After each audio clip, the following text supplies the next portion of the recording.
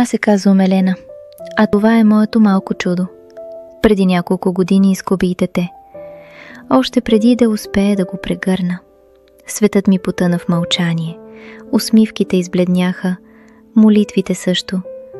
Мислех, че Бог ме е забравил, че няма повече надежда за мен, но в точния момент и изпрати нея, съществото, което ми върна вярата, което ме научи отново да се усмихвам. Ние не живеем в лукс, аз работя в кварталния магазин, а тя расте с любов, а не с излишък. Но всяка сутрин ме буди с ръчичка върху сърцето ми и шепти не с думи, а с поглед: мамо, ти си моето всичко. И аз знам, понякога Бог не идва с гръми светкавици, а с едно малко дете, което променя всичко. Ако вярваш, че Бог изпраща надежда в точното време, остави едно любов или напиши амин.